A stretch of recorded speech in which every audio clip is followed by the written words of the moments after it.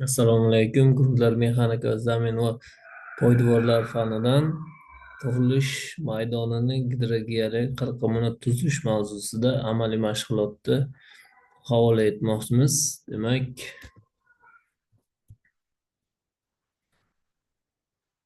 har qanday inshoot loyihasini tuzishda birinchi navbatda loyiha qidiruv ishlari olib boriladi. Ya'ni loyihalanayotgan inshoot qurilish maydoni gidrogeologiyasi, iqlim va boshqa tabiiy sharoitlar to'g'risida ma'lumotlar to'planib, tahlil qilinadi va uning qurilish maydoni sharoitiga mos keladigan poydevor turi hamda uning konstruksiyasi tanlanadi.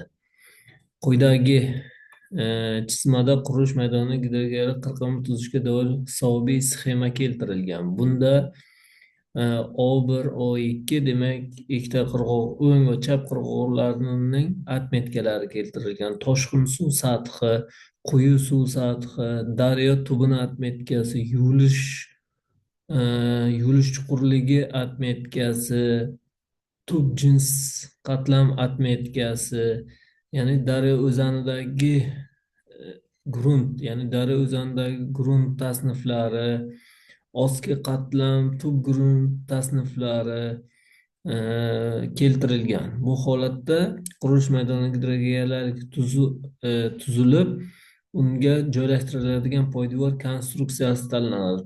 Konstruksiyaga qo'yiladigan talab eng sodda va demak kam xarj, ya'ni material miqdori kam ketadigan holatda amalga oshirilishi kerak bo'ladi.